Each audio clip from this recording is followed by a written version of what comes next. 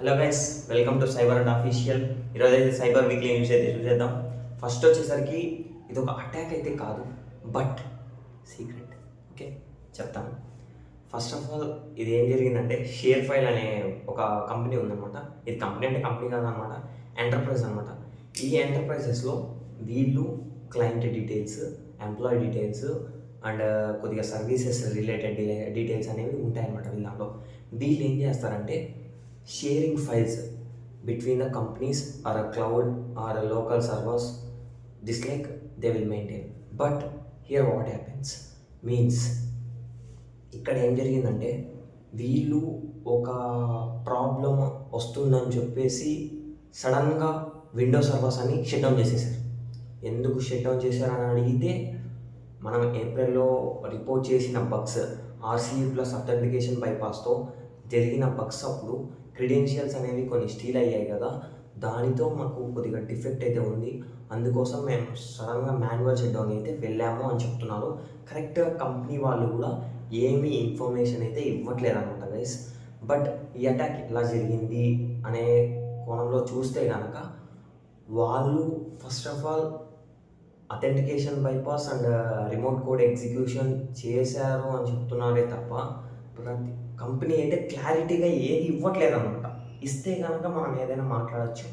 Okay, ఇప్పుడు ఇది కూడా మాన్యువల్ షట్ డౌన్ అయిందని చెప్పేసి ఒక అటాక్ని ప్రివెంట్ చేయడానికి కోసం మాన్యువల్ షట్ డౌన్ అయితే చేశారనమాట. ఓకే, నెక్స్ట్ అటాక్ని ఎక్స్ప్లెయిన్ చేద్దాం. చూడండి, సెకండ్ అటాక్ వచ్చేసరికి ఇంజెక్టివ్ ల్యాబ్స్ అనేది గిట్హబ్ ఉంటుంది కదా, దాన్ని కాంప్రమైజ్ చేశారనమాట హ్యాకర్స్. వీళ్ళు ఏం జరిగిందప్ప అంటే, ఫస్ట్ ఆఫ్ ఆల్ వీళ్ళు ఇంజెక్టివ్ ల్యాబ్స్ అనేది ఏంటో తెలుసుకున్నాం. ఫస్ట్ ఆఫ్ ఆల్ వీళ్ళని ఎవరు అటాక్ చేశారు, ఎందుకు అటాక్ చేశారో కూడా తెలుసుకున్నాం. ఇక్కడ ఇంజెక్టివ్ ల్యాబ్స్ అనేది ఒక బ్లాక్ చైన్ లేయర్ అనమాట. ఈ లేయర్ యూజ్ చేసుకొని మనం కొన్ని అప్లికేషన్స్ లేదంటే బాట్స్ కానీ ఇలాంటివి క్రియేట్ చేయగలుగుతాం అనమాట. ఇక్కడ వీళ్ళు ఏం చేశారంటే, అలాంటి క్రియేటర్ అనేవాడు ఉంటాడు కదా, డెవలపర్ అనేవాడు, ఆ డెవలపర్ రెపోలోకి వెళ్ళి మలీషియస్ మాల్వేర్ కోడ్ని ఇంజెక్ట్ చేసి ఎన్పిఎంని పబ్లిష్ చేసి వచ్చారనమాట. ఇది ఒక పెద్ద సప్లై చైన్ అటాక్ అవుతుంది. ఎందుకంటే ఈ వర్షన్ అయితే ఎవరైతే డౌన్లోడ్ చేస్తారో వాళ్ళంతా ప్రైవేట్ కీస్ కానీ లేదంటే కొన్ని ఉంటాయి కదా సంబంధించినవి, సేఫ్గా ఉండాలనుకుంటాం కదా, అలాంటివన్నీ బయటకు వచ్చేస్తాయి. ఓకేనా, ఇప్పుడు వీళ్ళు ఏం చేశారు అంటే, అకౌంట్లోకి వెళ్ళి మెలీషియస్ మాల్వేర్ని ఇంజెక్ట్ చేసి అది పబ్లిష్ చేసి ఎన్పిఎం డ్రైవర్ని వచ్చేసారనమాట. ఇప్పుడు ఈ ఎన్పిఎం అంటే ఏంటి అని అడిగినా కూడా జావాకు సంబంధించింది ఇది ఒకటి. ఇది ఇప్పుడు దీన్ని ఎవరైతే సాఫ్ట్వేర్ డెవలపర్స్ ఉంటారు కదా, ఇది ఒక సాఫ్ట్వేర్ డెవలపర్ కిట్ అనమాట. ఎప్పుడైతే వాళ్ళు ఇన్స్టాల్ చేస్తారో వాళ్ళ దానిలోకి వచ్చి వీడు క్రెడెన్షియల్స్ అబౌట్ వ్యాలెట్స్, క్రిప్టో కరెన్సీస్ని స్టీల్ చేసే అవకాశం ఉందని చెప్పేసి చెప్తున్నారు అనమాట. ఇలాంటివి జరుగుతాయని చెప్పి చాలా జాగ్రత్తగా అప్డేట్ చేసుకునేటప్పుడు కూడా ఒక 2 to 3 days గ్యాప్ ఇవ్వండి అని చెప్తాను. అందుకే నేను, ఎందుకంటే ఆ 2 to 3 days గ్యాప్లో ఎవరైతే ఇన్స్టాల్ చేశారో వాళ్ళు ఏమైతే ఫేస్ చేస్తున్నారో అవి మీకు తెలుస్తాయి. అప్పుడు కావాల్సింది మీరు ఇన్స్టాల్ చేసుకోండి, తప్పనట్లేదు. ఎందుకంటే ఇన్స్టాల్ చేయకపోయినా తప్పే, ఇన్స్టాల్ చేసినా తప్పే అంటున్నారు. ఈ కాలంలో అలా నడుస్తుంది, మనం ఏం చేయగలం. ఓకే, థర్డ్ అటాక్ వచ్చేసరికి యూబూట్ బూట్ లోడర్ అంటారు. దీన్ని ఎంబెడెడ్ సిస్టమ్స్లో యూజ్ చేస్తారనమాట. Like IoT devices, setup boxes, Reuters and TVs, smart TVs అనమాట, ఎక్సెట్రా. ఇలాంటి దానిలో ఇది ఎప్పుడైతే యూజ్ చేస్తున్నామో ఇప్పుడు దీనివల్ల ఒక ప్రాబ్లం అయితే వచ్చింది. లేటెస్ట్ వర్షన్స్ కాకుండా ఓల్డ్ వర్షన్స్ని అటాక్ చేసే ఆస్కారం అయితే ఉంది. దీనిలో 6 మేజర్ వల్నరబిలిటీస్ని అయితే ఫైండ్ చేశారనమాట. దీన్ని ప్యాచప్ చేయడానికి కూడా లేదు, because they are embedded systems. Embedded system అంటే ఫిజికల్ సిస్టమ్ అనమాట. ఓకే, ఇలాంటి సిస్టమ్స్లోకి అటాకర్స్ దొరకగలుగుతారా అంటే yes, where the internet connects or where the wire is connects to the boxes or anything, the IoT devices is more majorly connect with the internet only, then we can attack on that also. Like means now we can talk about this attack means, ఇక్కడ ఏం చేయొచ్చు అనుకుంటున్నాం అంటే, ఇప్పుడు వీళ్ళు ఏం చేశారంటే, వీళ్ళు అదే చెప్తున్నారు, బాబు మీరైతే అప్డేట్ చేసుకోండి, ఇక్కడ 6 వల్నరబిలిటీస్ అయితే మేజర్గా ఉన్నాయి. మేము డిస్క్లోజ్ చేయగలుగుతాం కానీ బట్ మేమైతే మీ సిస్టమ్స్ని అయితే కాపాడలేము కదా, మీ ఐఓటీ సిస్టమ్స్ కానీ ఏదైనా కానీ మీరైతే అప్డేట్ చేసుకోండి అని చెప్పేసి చెప్తున్నాను అనమాట. ఓకే, నెక్స్ట్ వచ్చేసరికి క్రిప్టో కరెన్సీ గురించి అనమాట. బిట్ కాయిన్ లేదా ఎథీరియం దీని గురించి మాట్లాడుతున్నాను. ఎందుకంటే ఇది ఒక అటాక్ జరిగింది థాంగమ్ అనే దానిపైన. అటాక్ అంటే అటాక్ కాదు, వీళ్ళైతే కొద్దిగా మేజర్ వల్నరబిలిటీని అయితే డిస్క్లోజ్ చేశారనమాట. లేజర్ అటాక్ అనమాట.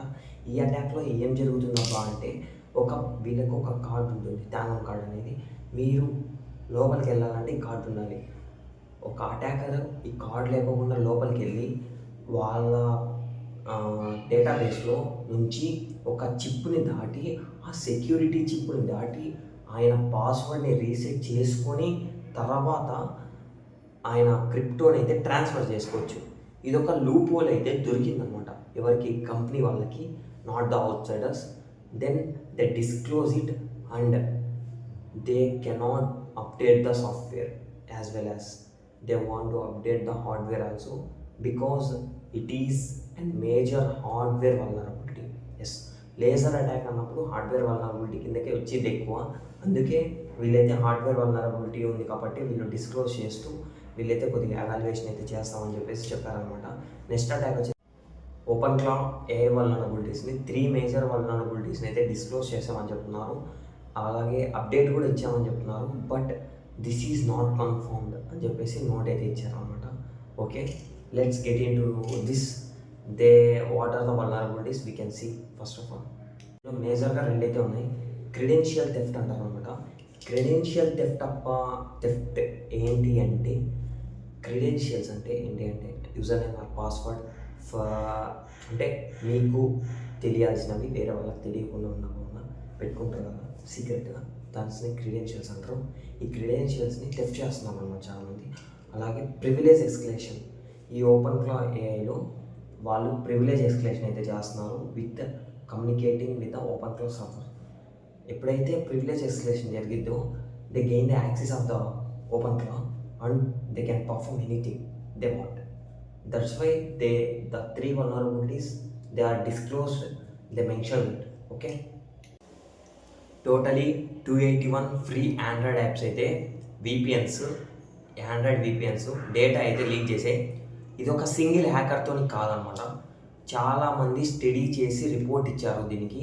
ఇది ఎలా జరుగుతుంది ఏంటి అనేది తెలుసుకుందాం. ఫస్ట్ ఆఫ్ ఆల్ ఇది ఎలా జరుగుతుందంటే, అతను ఇప్పుడు నేనే అనుకోండి ఏదైనా సెర్చ్ చేస్తున్నాను, దానికన్నా ముందే విపిఎన్ అయితే ఆన్ చేసుకున్నాను. అప్పుడు ఏం జరిగిద్దంటే డైరెక్ట్ నా నుంచి విపిఎన్ నుంచి డిఎన్ఎస్ నుంచి సర్వర్ మధ్యలో ఐఎస్పి అంటే ఏంటో తెలుసు కదా, సర్వీస్ ప్రొవైడర్.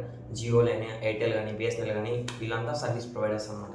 ఇక్కడ ఏం జరుగుతుందంటే డిఎన్ఎస్ రిక్వెస్ట్కి సర్వర్స్కి మధ్యలోనే ఈ డేటా అంతా థెఫ్ట్ అవుతుందని చెప్పేసి కొద్దిగా టాక్స్ అయితే నడుస్తున్నాయి అనమాట. దీని గురించి ఇంకా ఫుల్గా అయితే మొత్తం అంతా తెలియట్లేదు. ఈ న్యూస్ని అయితే మనం నెక్స్ట్ వీక్లో కవర్ చేద్దాం కొద్దిగా. ఇప్పటికైతే ఇదే అనమాట జరిగిండేది. డేటా అయితే లీక్ అయిందని చెప్పేసి కన్ఫర్మేషన్ అయితే వచ్చిందనమాట గైస్. ఈ డేటా ఎక్కడైతే లీక్ అయింది, ఏం లీక్ అయింది అనేది కూడా చెప్తాను. డేటా ఏమనేది లీక్ అయిందంటే, మీరు ఏదైతే బ్రౌజ్ చేసింటారో లైక్ google.com లేదా ఎనీ వెబ్సైట్స్ని విజిట్ చేస్తారు కదా, ఆ డేటా మొత్తం వీళ్ళకి అనేది లీక్ అయింది అనమాట. ఎవరికి? సర్వీస్ ప్రొవైడర్స్కి ఖచ్చితంగా తెలుస్తుంది. ఈ సర్వీస్ ప్రొవైడర్స్ విపిఎన్ వాళ్ళు ఇద్దరు కలిసి లేదా లీక్ చేసి ఉండొచ్చు. ఈ రెండిట్లో ఏదో ఒకటి జరిగిండొచ్చు. బాగా సేఫ్గా ఉండండి, ఎందుకంటే విపిఎన్ యాప్స్ కూడా చాలా ఎక్కువ ఉన్నాయి. ఇప్పుడు చాలా కొత్త యాప్స్ కూడా వస్తున్నాయి. చాలా జాగ్రత్తగా ట్రస్టెడ్ యాప్స్ని అయితే ఇన్స్టాల్ చేసుకోండి. Okay, stay safe. ఈ వీక్ అయితే ఇదే న్యూస్ అనమాట. నెక్స్ట్ వీక్లో మరీ కలుగుతాం. బాయ్.